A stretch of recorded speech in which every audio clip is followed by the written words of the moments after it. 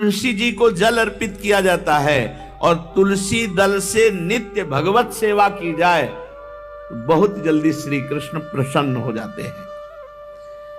प्रतिदिन जो तुलसी जी की भक्ति करता है, तुलसी का पौधा रोप करके तुलसी जी का सिंचन करना, तुलसी जी को तिलक लगाना, तुलसी जी को माला पहनाना, तुलसी जी की परिक्रमा करना, तुलसी जी को प्रणाम करना, वो कोटि सहस्त्र युगों तक ऐसा महान सुकृत होता है कि भगवान श्री कृष्ण के नित्य समीप रहता है जो तुलसी जी की सेवा करता है। जब तक मनुष्य की लगाई हुई तुलसी की शाखा प्रशाखा बीज पुष्प सुंदर दल से तुलसी जी सुशोभित होती है, तब तक हजारों कल्पों में श्री हरिधाम में रहते हुए उसका कभी पुण्य नष्ट नहीं होता। जैसे एक दिन तो 1000 कल्प, 2 दिन 2000 कल्प, वो भगवान के नित्य धाम में महान सुकृत के बल से भगवत धाम में रहेगा, जो तुलसी जी का पक्का मान लीजिए। जब स्वयं में से तो तुलसी जी रोपण करके तुलसी जी का एक वन लगाया था और रोज नवीन नवीन मंजरी तुलसी दल लेकर प्रभु के चरणों में, कहीं न कहीं तुलसी जी की कृपा हुई।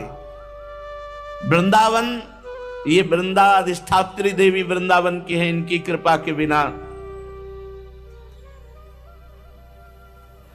हे चंद्रादने संपूर्ण पत्रों और पुष्पों को जो उतार करके सम्मान पूर्वक पहले प्रार्थना करनी चाहिए, हे वृंदा देवी, हे तुलसी जी, भगवान श्री हरि की पूजा के लिए या प्रियाजू की पूजा के लिए हम आपके कुछ मंजरी कुछ दल लेकर के सेवा करना चाहते हैं, आप कृपा करके मुझे दीजिए, और फिर उतार लें। ऐसे नोचना नहीं, बहुत सम्मान से बहुत प्यार से, तो तुलसी जी प्रसन्न होती हैं।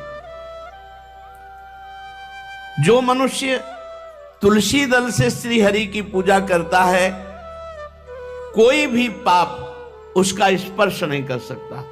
पूर्व में किया हुआ कोई भी पाप उसको दंड नहीं मिलेगा जो तुलसी जी की आराधना नित्य करता है। अब इतना जल भी ना चढ़ा दे, मार पुण्य हो जाए और तुलसी जी अंतर ध्यान, अनुकूल जल, जैसे मान लो गमले पे हैं तो इतना बड़ा तांबे का रोज उससे चढ़, अब भर के लोटा चढ़ा दोगे 2-4 दिन में अंतर ध्यान हो जाएंगे तुलसी जी। बहुत विवेक से जरूरत है, मतलब भारी पुण्य होगा। अब इतना बड़ा लोटा रोज जल चढ़ाओगे तो 2-4 दिन में पीली होके अंतर ध्यान हो जाएंगे। भाई इतना जल, अनुकूल जल चाहिए, एक तांबे का छोटा सा लिया, ऐसे डाल, रोज डालो, उसमें कोई फर्क नहीं, और गमला उठाकर धूप में विराजमान करो। सेवा का मतलब क्या है? जो तुलसी जी को जल अर्पित करके तुलसी जी की सेवा करता है, हरि चिंतन करता, कभी कोई पाप उसका स्पर्श नहीं कर सकता। 100 भार सोना, 400 भार चांदी,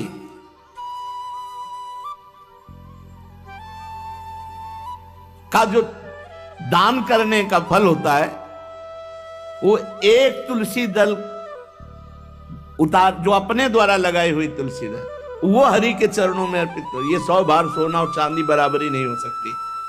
कितना महत्व है। जो रोज तुलसी दल चयन कर, द्वादशी को ना चयन करे, द्वादशी को मतलब बहुत बड़ा अपराध लगता है तुलसी दल का, इस मतलब तुलसी के वृक्ष का भी स्पर्श न करे। प्रणाम नमस्कार दूर से, एक भी दल नहीं टूटना चाहिए। द्वादशी को ऐसा हमने महापुरुषों से सुना है कि मंजरी और पत्र उतारना ये ठीक नहीं, बिल्कुल नहीं ठीक है। ब्रह्म हत्या का फल लगता है, अगर जो पाप लगता है अगर कोई द्वादशी को तुलसी चयन, बहुत सावधानी से। जिसके घर में तुलसी का बगीचा होता है, कई पौधे होते हैं, उसको कहीं तीर्थ जाने की जरूरत नहीं, उसका घर तीर्थ है जिसके घर में तुलसी के पौधे हैं। और यमराज कभी उस घर में किसी भी मरने वाले को लेने नहीं आएंगे। जिसके घर में तुलसी, लगा लो भैया तुलसी लगा लो घर में, काहे को यमराज को आने दोगे? सबके घर में तुलसी। कितना सुंदर पहले था, घर में आंगन होते थे, आंगन में एक बहुत बड़ा और फिर उसमें तुलसी जी, और फिर उसमें 2-4 नर्मदेश्वर शालिग्राम ऐसे, और फिर घर का हर व्यक्ति जल चढ़ाना, प्रणाम करना, नमस्कार करना, चार पर। कितनी पवित्र पद्धतियां हमारी थी। जब रसोई बने पहली गाय के लिए, फिर कुछ पक्षियों के लिए, फिर कोई संत महात्मा, कोई भिक्षु, ऐसा कितना पवित्र व्यवहार। अभी यहाँ जैसे हमने देखा है, ये रसोई बन रही ना तो धुआं नहीं खत्म होने पाता, वो ही सब अपवित्र किए हुए हैं, राक्षसी बुद्धि आती चली जा रही। तुलसी जी, ये भागवती को वस्तु हमें लगता है बालकनी तो होती है, बढ़िया बालकनी में कैसा उठाने धरने वाला स्टैंड लोहे का रखो कि तुलसी जी को विराजमान कर दो। जिसके घर में तुलसी जी विराजमान होती, उसके घर में यमराज कभी नहीं जाते। जो तुलसी जी का सेवन करता है, उसकी सारी कामनाएं तुलसी जी पूर्ण कर देती है। तुलसी जी को लगाना, तुलसी जी का पालन करना, तुलसी जी को सिंचन करना, तुलसी जी का दर्शन करना, तुलसी जी का स्पर्श करना, मनुष्य के द्वारा जो मन, वाणी और शरीर से पाप हो गए, सबको तुलसी महारानी क्षमा कर देती है, दग्ध कर देती है। पुष्कर आदि तीर्थ, गंगा आदि परम पावन नदियां, ये सब जो स्नान आदि, अवगाहन आदि करने का फल देते हैं, वो केवल तुलसी जी घर में विराजमान है, उसको फल मिल जाएगा। कितने बढ़िया। जो तुलसी जी की नवीन मंजरी प्रभु के चरणों में अर्पित करके प्रणाम करता है, वो चाहे कितना भी अपराध किए हो, वो कभी यमपुरी को नहीं देखेगा, कभी यमराज के पास नहीं जाएगा। जो मनुष्य तुलसी काष्ठ का घिसा हुआ चंदन लगाता है, उसके सारे संचित भस्म हो जाते हैं, और क्रियमाण जो वर्तमान, वो कभी उसको बांध नहीं सकते। तुलसी जी का काष्ठ का घिसा हुआ चंदन, जिसके घर में तुलसी की छाया होती है, वहां पितरों को अपने आप कल्याण प्राप्त हो जाता है। जो श्राद्ध करने से लाभ मिलता है पितरों को, घर में तुलसी लगा के, जो तुलसी की छाया, बड़ा वृक्ष, पितरों को तृप्ति मिलती है। चतुर्भुज ब्रह्मा जी सारंग धनवा श्री हरि के महामहिम स्वरूप की अनुभूति करने के लिए भी कहा है कि तुलसी जी का महान महात्म्य है। अगर तुलसी जी का सेवन करे तो भगवान श्री हरि की महिमा को जान जाएगा। स्त्री हो या पुरुष, पुरुष नपुंसक नारीवा जीव चराचर कोय, सर्व भाव भज कपट तज मोहि परम प्रीश्वर। शरीर वर्दी है, हमारी पोशाक है, हम सब एक हैं, आत्मस्वरूप है, कुछ अलग नहीं है। शरीर केवल पांच भौतिक है तो सबका पांच भौतिक है, उसमें चिन्ह है स्त्री पुरुष के, बस इसके लिए भगवान की आराधना निषेध थोड़ी है। जो स्त्री या पुरुष श्री तुलसी जी के काष्ठ के मन के बना के, जैसे छोटी कंठी या बड़ी माला धारण करता है, श्री कृष्ण उसके बस में हो जाते हैं। यह है तुलसी जी की महिमा। परम सुहाग श्री कृष्ण मिल जाते हैं, और कौन सी हमें उपलब्धि चाहिए। हे गोप नंदिनी, तुलसी जी का सेवन करने से श्री कृष्ण वश में हो जाते हैं।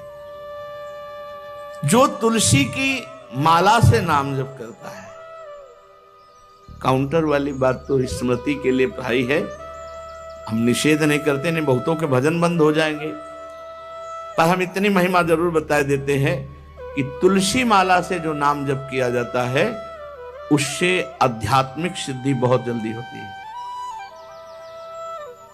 गुरुदेव भगवान कहते, जो अंगुलियों से रगड़ होती है मन का से, उसमें आध्यात्मिक ऊर्जा शक्ति तुलसी माला से। प्लास्टिक पर भाई करो, निषेध नहीं कह रहे, बंद हो जाएगा वो भी राधा राधा कहना, वो हमें बंद नहीं करना।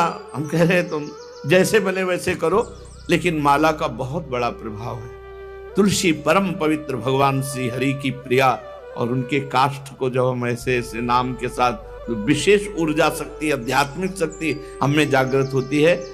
हो सके जिनको ऐसा बन सके तो छोटी एक वो आती है सुमिरनी, उसको रख लो अपनी जेब में रख लो, उससे करो।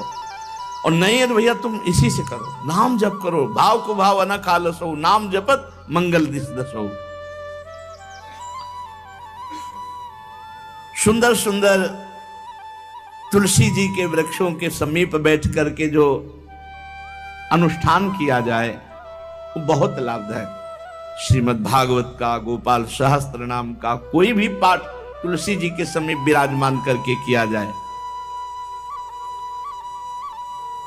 आचार्य को बुला करके तुलसी पूजन करना चाहिए, विविध प्रकार के अनुष्ठान, अरे तभी तो सब मंगल होता है। पहले था, हमने देखा है, 4 बजे माताजी दरवाजे के सामने लीपती, रोज का काम।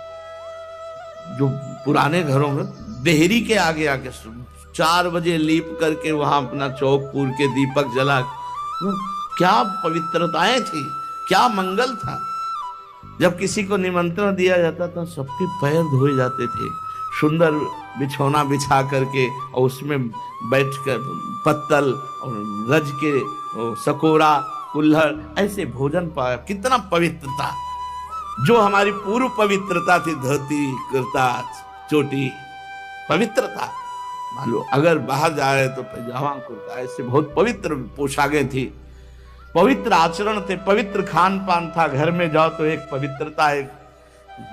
किसी भी घर में ऐसा नहीं था कि देव मूर्ति न विराजमान हो, किसी भी घर में ऐसा नहीं था तुलसी जी विराजमान न हो, 1-2 गाय जरूर होती थी, पवित्रता। अब तो बड़ा विचित्र, ये भारतीय गौएं जो श्वेत रंग की, जो अरुण रंग की, जो सींग वाली है, वो उनका आप दुग्ध देखिए, दूह कर रख दीजिए, स्वर्णिम कांति छाई मिलेगी। ये हमारी भारतीय पद्धति, ये हविष्यान्न, इससे देवताओं का, भगवान का, सबका अभिषेक पूजन होता है। शुद्ध गाय जो हमारी भारतीय है, तीला है उसके जैसे निकला हुआ, वो भगवान ने सेवा की है। हमारे गोविंद भगवान का नाम ही गोविंद, गौओं के इंद्र। भगवान सुबह से निकल जाते थे, शाम तक गौओं को चराते थे।